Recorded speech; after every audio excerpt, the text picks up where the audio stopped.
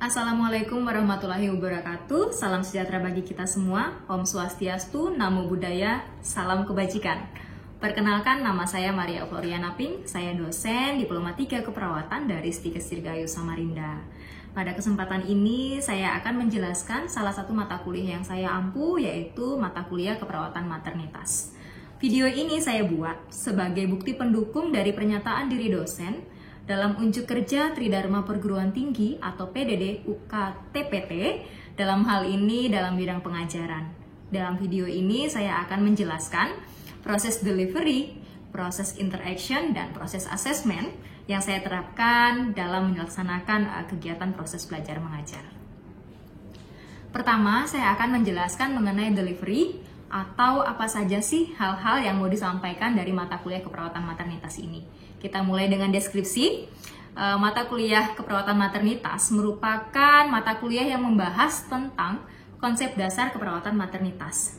Maternitas berasal dari kata mater, berarti ibu. Maka mata kuliah ini menjelaskan mengenai konsep asuhan keperawatan pada ibu pada masa antenatal atau saat kehamilan, pada masa intranatal saat proses melahirkan, serta pada ibu postnatal atau postpartum atau masa setelah melahirkan, kemudian pada bayi baru lahir, serta pada wanita dengan masalah reproduksi atau masalah keluarga berencana. Penempatan mata kuliah ini adalah pada semester 4 atau diberikan pada mahasiswa-mahasiswi tingkat 2 dengan beban SKS 3 SKS, 2 SKS teori atau 28 jam tatap muka, serta 1 jam praktikum atau 42 jam tatap muka. Capaian pembelajaran mata kuliah atau apa saja sih sebenarnya yang mau dicapai dari pembelajaran ini. Jadi mendukung deskripsi tadi, maka tujuan akhir yang diharapkan dari mata kuliah ini adalah mahasiswa ini mampu menguasai konsep, mereka juga mampu memberikan asuhan keperawatan serta mengelola begitu. Jadi apakah asuhan keperawatan yang diberikan ini betul-betul dapat bermanfaat atau dapat mengurangi masalah yang dialami pasien gitu. Mereka juga diharapkan mampu nanti bekerja di lingkup rumah sakit ketika mereka sudah selesai, serta mampu menunjukkan kinerja yang sesuai dengan standar yang diharapkan.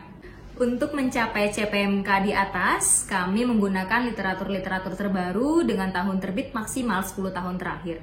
Beberapa literatur yang saya masukkan di RPS adalah beberapa buku yang dapat didapat di perpustakaan Stikes Dirgahayu Samarinda. Namun mahasiswa juga saya dorong untuk mencari sumber belajar yang lain namun tetap terpercaya. Penempatan mata kuliah ini adalah pada semester 4 atau pada mahasiswa-mahasiswi tingkat 2 dengan beban SKS 3 SKS, 2 SKS teori atau 28 jam tatap muka, dan 1 SKS praktikum atau 42 jam tatap muka. Pelaksanaan mata kuliah dilaksanakan secara teori dan praktikum. Proses pembelajaran teori dijadwalkan dalam 16 kali tatap muka, mencakup UTS pada pertemuan ke-8 dan UAS pada pertemuan ke-16. Kegiatan pembelajaran dilaksanakan menggunakan metode ceramah, fokus group discussion, small group discussion, dan lain-lain yang dilaksanakan melalui platform Zoom, Google Meet, Google Classroom, Padlet, Quizzes, WhatsApp Group, dan lain-lain. Proses pembelajaran praktikum di laboratorium dilaksanakan baik secara daring maupun secara luring. Untuk kedua proses ini, saya sudah membagikan duluan standar operasional prosedur dan video yang saya unggah di kanal YouTube pribadi saya yang bisa diakses oleh seluruh mahasiswa. Sehingga pada proses pelaksanaan secara luring, saya hanya akan mengulang demonstrasi sebentar saja, kemudian nanti mahasiswa diminta untuk mengulangi kembali proses yang telah saya demonstrasikan. Seluruh kegiatan pembelajaran berorientasi pada student-centered learning. Kedua, saya akan menjelaskan mengenai proses interaction atau proses interaksi. Proses interaksi antara saya sebagai dosen dan mahasiswa berlangsung dimulai sejak saya menjelaskan rencana pembelajaran semester atau RPS, di mana saya akan menjelaskan deskripsi, CPMK, bahan kajian, penjelasan acara pembelajaran teori dan praktikum, kontrak pembelajaran teori dan praktikum, pembagian tugas, hingga panduan dalam mengerjakan tugas yang dilengkapi dengan format penilaian maupun lembar observasi. Dalam pelaksanaan proses belajar mengajar, di mana saya akan memberikan pernyataan atau pertanyaan sebagai warming up sebelum memulai perkuliahan, memberi kesempatan mahasiswa untuk berpendapat mengenai suatu kasus, serta memberikan kesempatan mahasiswa bertanya pada akhir pembelajaran. Interaksi antar dosen mahasiswa serta antar mahasiswa pun terlaksana dalam pelaksanaan pembelajaran dengan metode FGD ataupun SGD. Beberapa platform yang sudah saya jelaskan di atas, seperti Padlet, Quizzes, itu menjadi media interaksi antara saya dan mahasiswa. Yang ketiga adalah asesmen atau penilaian atau evaluasi dari hasil proses belajar mengajar. Di RPS telah saya cantumkan, hasil evaluasi akan diambil dari dua bagian, yaitu teori dan praktikum. Untuk teori saya ambil 40%, yang berasal dari kehadiran mahasiswa 10%, tugas 35%, UTS 25%, dan UAS 30%.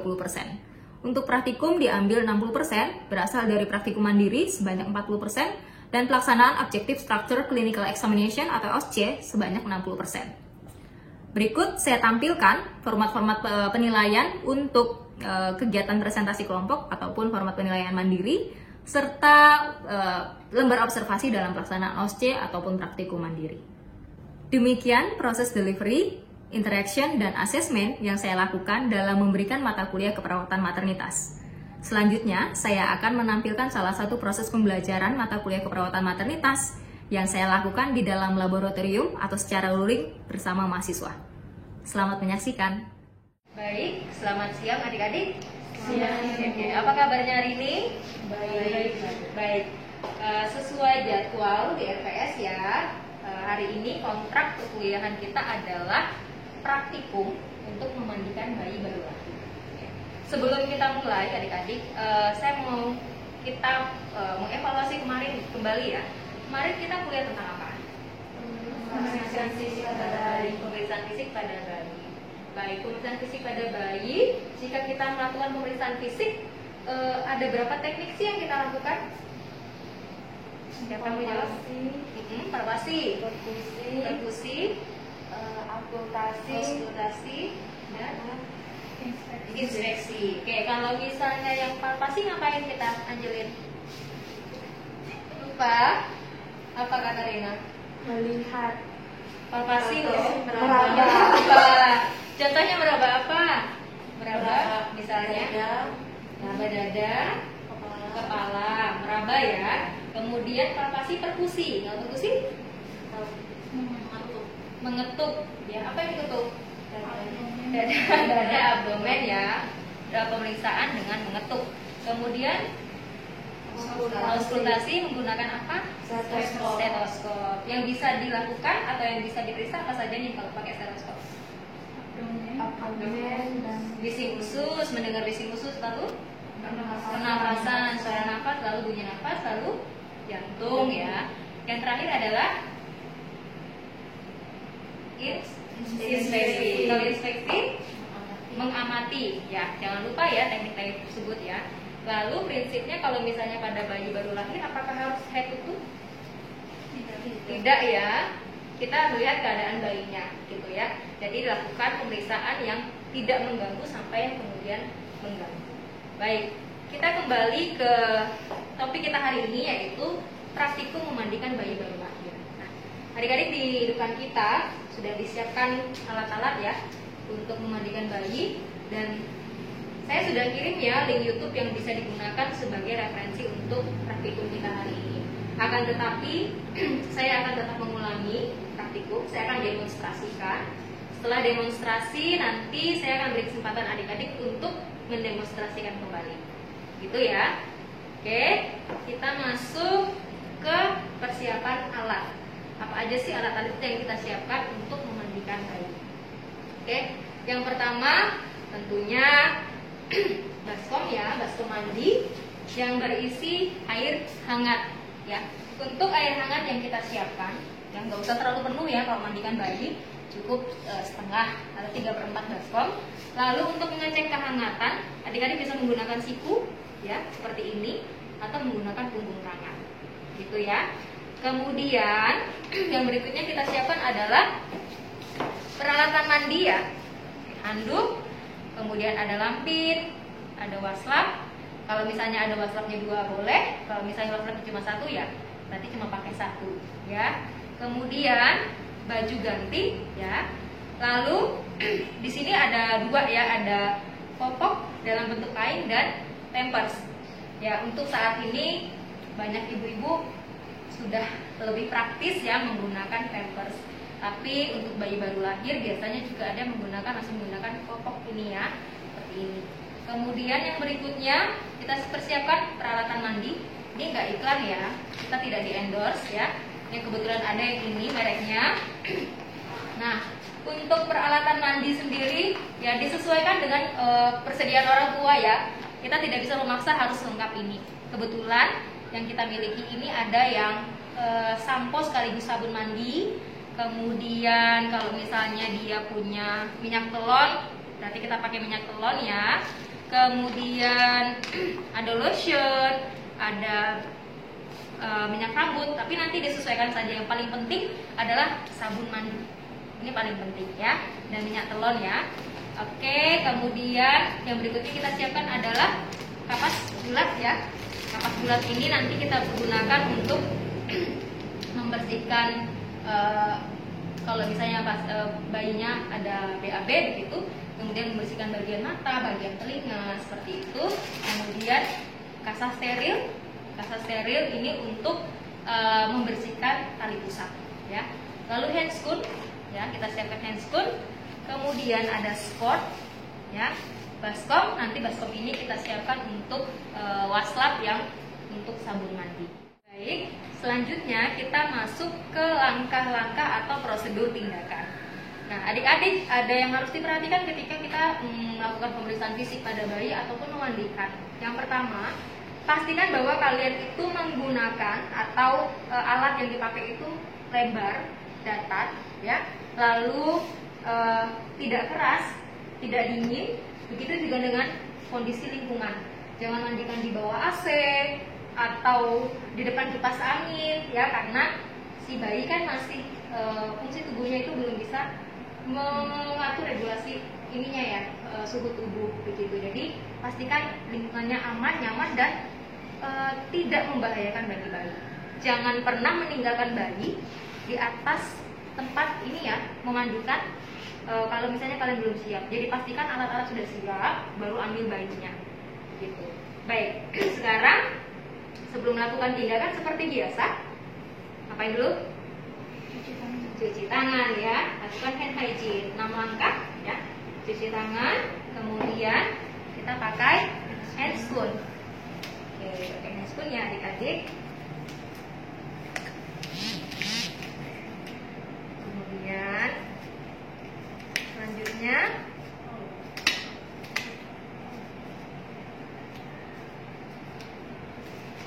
jangan lupa pakai sport ya, supaya baju kita tidak basah.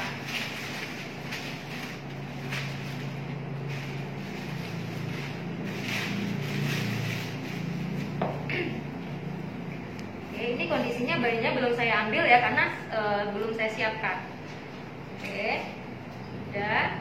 Selanjutnya siapkan tadi baskom untuk mandi. Lalu karena handscoonnya tadi sudah dipakai, kita simpan saja. Oke. Kemudian kita siapkan dulu baju bayinya, ya, lampinnya ya, adik-adik. Oke, seperti ini. Pada lampin ini, pada bagian salah satu sisinya kita lipat ke dalam seperti ini. Oke, kita siapkan dulu.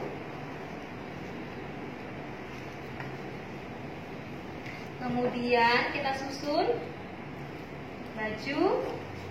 Kalau misalnya ada topi, berarti topinya juga kita siapkan. Lalu pada praktik hari ini saya pakai popok ya, kita tidak pakai pempas. Kita simpan dulu ini seperti ini. Lalu yang berikutnya siapkan kasa steril di dekat di sini. Lalu kita lipat dulu ini ya, kalau sudah tersusun kita lipat dulu supaya tidak kotor. Yang berikutnya kita siapkan handuk di samping ya, nanti kalau misalnya bayinya sudah selesai dimandikan langsung kita taruh di handuk seperti ini. Berarti kita siapkan kasa, kita siapkan minyak telon di dekat sini ya. Kemudian sabun mandinya sudah saya keluarkan. Yang lain-lain jika tidak digunakan kita singkirkan saja ya, supaya tidak mengganggu pekerjaan kita. Kemudian, nah waslapnya kebetulan ada 2, maka satu nanti untuk waslap sabun, adik-adik ya, saya taruh di sini, ya saya basahi dulu, kemudian saya taruh di sini. Kemudian satunya nanti untuk bersihkan, jadi ditaruh di dalam baskom yang sudah berisi air hangat. Sudah selesai, kita buka dulu kapasnya. Oke, boleh mengeluarkan agar memudahkan nanti ambil kapas dan tidak mengotori kapas, boleh diagak keluarkan seperti itu. Sudah selesai, yakin apakah semua sudah siap, baru kita ambil bayinya. Nah, adik-adik ingat ketika mengambil bayi, ya, kalau di rumah sakit itu ada gelang identitas. Di gelang identitas itu tertulis bayi namanya siapa. Jadi adik-adik harus betul-betul perhatikan yang Anda ambil bayi itu di kamar berapa, nama ibunya siapa. Oke? Kita ambil. Permisi. Hati-hati ya, ketika mengangkat bayi pastikan bahwa kalian sudah memegang dengan baik dan kuat. Permisi. Sudah? Kemudian kita buka. Permisi Adek. Oke. Kita buka baju. Permisi sayang. Permisi ya. Gerakannya harus cepat dan tepat ya sayang, supaya tidak membahayakan bayi. Oke.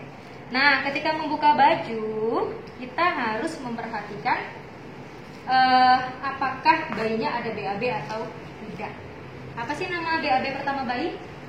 Maximum ya. Oke. Kita bersihkan dulu. Ya, kalau misalnya ini pasti bayinya BAB, kita bersihkan ya. Angkat kedua kaki seperti ini. Kita bersihkan dulu pakai popoknya ini. Bersihkan pertama, set. Langsung popoknya ditarik ya, say. Ditarik. Oke. Disingkirkan. Ya. Kemudian kita pakai kapas. Ambil kapasnya, dibasahi. Kemudian kita bersihkan dari atas ke bawah. Seperti ini, oke. Lalu kita buang, ya. Kalau ada plastik dibuang. Lalu kita angkat semuanya. Permisi ya, Dek. Lihat ya cara memegang bayi.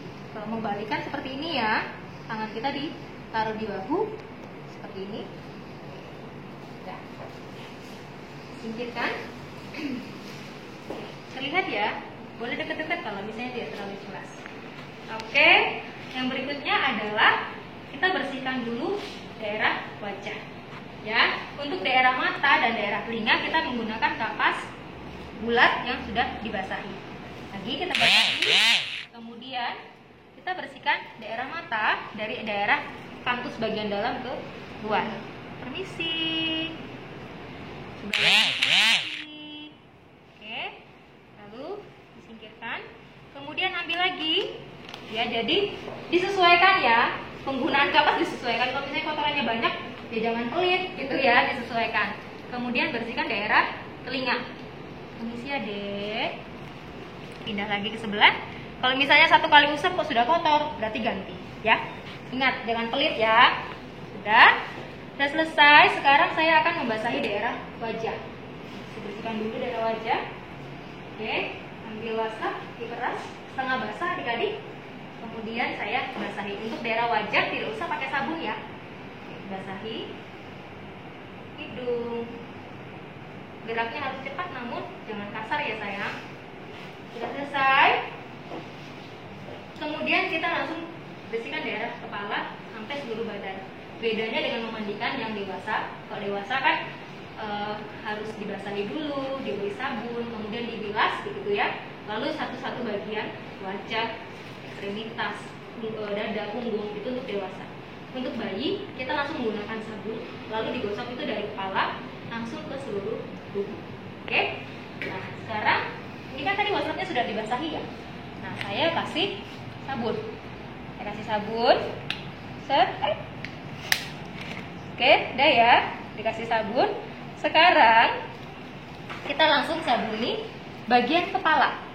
Paling bagian kepala saja karena wajah kan tadi sudah ya. Gosok bagian kepala semua seperti ini. Ya, lalu ke daerah badan, ya, ke daerah badan, ke daerah tangan. Ingat, bayi ini kan cepat kedinginan, jadi gerakannya jangan lambat, ya, tapi pastikan bahwa seluruh bagian tubuh bersih, ya. Oke, kemudian daerah kaki, ya. Hati-hati kalau misalnya di bagian tali pusat, hati-hati ya, Dek. Sama seperti pada orang dewasa, jari-jarinya juga ya harus perlahan ya. Kemudian kita balik seperti ini, permisi, bagian punggung. Sudah selesai semua. Sekarang kita bilas. Angkat kepala, permisi ya. Nah, perhatikan tanganmu ya, Dek. Jangan pegang di sini, ya. Jadi pegangnya telapak tanganmu menahan daerah lehernya si bayi. Seperti ini ya. Kemudian mengangkat, dicepit lututnya supaya dia nggak bergerak. Boleh nggak Bu pegang di bokong? Boleh, tapi ingat kamu pakai handscoon dan bayi ini tadi baru di sana. Jadi dia maka pegangnya di daerah lutut seperti ini ya. Pastikan sudah kuat ya, baru kita angkat. Diangkat seperti ini adik-adik. Jangan jatuh tenggelam seperti ini ya. Oke, jadi perhatikan kepalanya ini jangan sampai masuk ke dalam air. Kemudian kita bilas ya. Bilas semua. Lalu kita balik. Ya, untuk membersihkan bagian belakang seperti ini ya adik-adik ya. Tangan kita dipegang seperti ini. Lalu bantu mengarahkan kepalanya ke tengah kita. Seperti ini. Kemudian kita bilas bagian belakang. Boleh menggunakan maskap yang tadi sudah ada di dalam pipi. Sudah selesai. Kita balik lagi. Permisi adek. Set. Ingat ya, tanganmu harus kuat ya. Lalu kita pindahkan ke atas yang ada kandungnya. Sudah. Kita keringkan. Permisi sayang. Oke. Nah, tali pusatnya kan tadi sudah kena sabun ya. Jadi tadi ketika kita bilas, tali pusatnya kita bilas juga ya. Nah, sekarang tali pusat tidak lagi dibungkus pakai kasa. Ya, kalau dulu kan masih dibungkus pakai kasa tuh, ternyata ketika dibungkus pakai kasa, kalau kasanya lengket. Jadi kemudian tali pusatnya sehingga memperlambat pengeringan. Maka sekarang hanya di kasa ini hanya untuk membersihkan, mengeringkan, gitu ya. Kasa steril ini kita ambil, lalu tali pusatnya kita dep, dikeringkan seperti ini. Sudah sampai kering. Kalau misalnya ternyata belum kering, ya sudah, jangan pelit dengan kasa, ambil lagi, begitu ya. Sudah, kemudian pakaikan minyak telurnya. Minyak telurnya dipakai di mana? Jangan di daerah dekat pusat loh ya, hanya di bagian sekitar pusat, dada mungkin ya, kemudian di bagian belakang. Oke, sudah selesai. Sekarang kita pindahkan lagi ke tempat yang ada bajunya. Permisi, boleh nggak pakai bedak? Boleh nggak? Boleh. Tidak boleh. Tidak boleh. Boleh atau kalau misalnya tidak boleh, kenapa nggak boleh? Trin. Takut bayinya Alergi. Kemudian apa lagi? Terhirup ya. Bedak itu kan serbuk ya. Jadi kalau misalnya kakek dikukurin gitu ke bayinya, takutnya terhirup ke saluran pernapasan. Dia masih rentan gitu ya. Saluran pernapasannya, sistem pertahanan tubuhnya tidak sekuat ada orang dewasa yang bisa bersin begitu ya. Kemudian ternyata ada penelitian yang mengatakan kalau misalnya di bedak ini di daerah genitalia itu kan bedak itu cenderung benyek gitu ya. Kayak kalau misalnya kalau basah dia jadi lembab. Nah ternyata daerah lembab itu menjadi media untuk pertumbuhan kuman. Gitu. Sehingga tidak disarankan lagi untuk menggunakan bedak. Gitu ya. Kalau untuk di wajah ya boleh, tapi biasanya sekarang bedaknya lebih bedak padat. Gitu. Sudah selesai, tali pusat tidak kita kasih kasa lagi ya. Kemudian sekarang kita pakaikan baju. Nah, adik-adik yang perlu diperhatikan adalah tali pusat ini kan tadi tidak ditutup ya, ya kan? Nah, berarti tali pusat itu tidak boleh terkena oleh lampin. Kenapa? Lampin ini kan celananya dia ya. Kan dia kalau pipis, BAB kan dia nggak bisa ngomong. Berarti kan langsung. Nah, ditakutkan ketika nanti bayinya pipis atau BAB, kotor nih lampinnya, kena ke tali pusat. Akhirnya tali pusatnya bisa apa? Infeksi kan. Tali pusat kan memang udah luka. Infeksi ya. Infeksi, maka tali lampin tidak boleh menutupi tali pusat. Kita ikat di bawah tali pusat seperti ini ya. Jadi kalau panjang dilipat seperti ini, kemudian kita ikat. Permisi ya, Dek. Ini bayinya mungil ceritanya. Ya, jadi besar lampinnya. Popoknya. Oke, kita lipat, diikat. Jangan kuat-kuat juga. Oke. Ingat, pokoknya nggak boleh mengenai tali pusat. Permisi ya dek, kita pakaikan bajunya.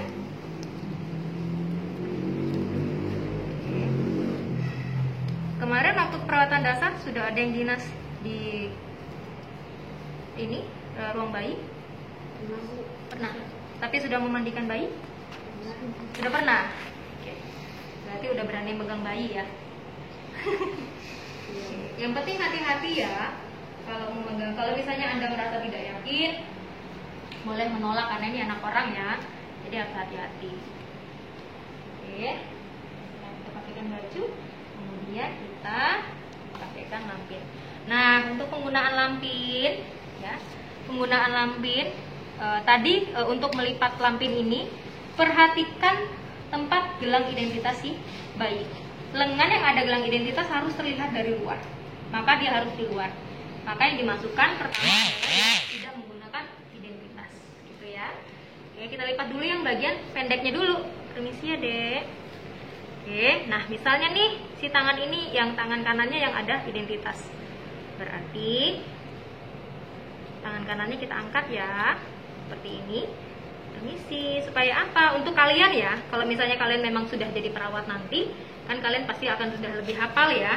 Tapi kalau misalnya kalian mahasiswa kan masih jarang nih ketemu bayi, nggak hafal nih sama pasien, maka sebaiknya ditaruh di luar. Supaya nanti ketika sebelum diantar ke ibunya, kalian periksa itu nama bayi, nama ibunya siapa, gitu ya. Permisi sayang. Oke.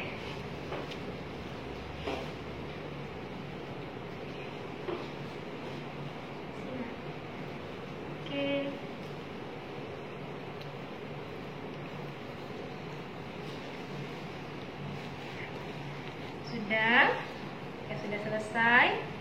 Kalian boleh lihat nih namanya siapa. Kita angkat dulu ke box bayinya. Nah, ingat tadi baju-bajunya si bayi, yang handuk itu jangan lupa dikembalikan ke orang tuanya, ya. Oke. Lalu nanti sebelum dikembalikan ke ibu, bagaimana caranya mengidentifikasi? Misalnya nih saya mau ngantar nih ke ibunya, boleh nggak saya langsung sebut nama ibunya? Nggak boleh. Gimana caranya Melani? Ditanya, apa yang tanya? Ditanya, Ibu namanya siapa? Baru sambil lihat gelang identitas di bayinya. Betul ya. Jadi tanya dulu, ibu boleh tahu namanya siapa? Ya. Tadi sudah ya praktikum untuk memandikan bayi sudah selesai kita hari ini. Sebelum saya menutup, apakah ada pertanyaan atau ada yang lain masih membingungkan? Saya Bu, Oke, silakan Kak Katarina. kalau misalnya menggunakan pampers, itu pampersnya dilipat juga Kak Bu di bawah pusatnya? Oke, baik. Terima kasih pertanyaannya ya. Ya, jadi prinsipnya adalah karena tali pusat itu kan tadi tidak memakai penutup apapun ya. Berarti kan dia rentan dengan segala macam yang bisa membawa infeksi seperti itu. Maka sama seperti popok, pampersnya juga harus dilipat. Gitu kan? Apalagi kalau misalnya pampersnya nanti lengket di tali pusat, ketika dibuka kan akan kesulitan. Gitu ya.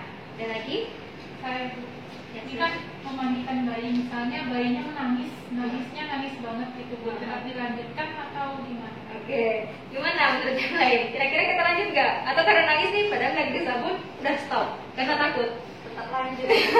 Ya, tetap lanjut ya. Jadi tetap lanjut. Berarti namanya ini ya perubahan yang mungkin banyak kedinginan.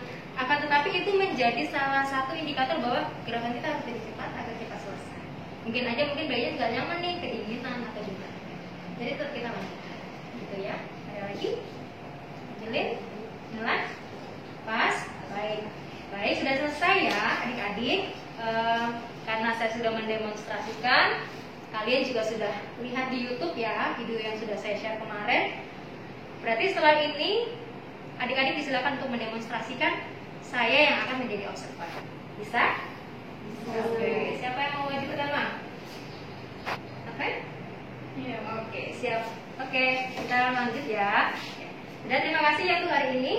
Nanti kita lanjut untuk observasi.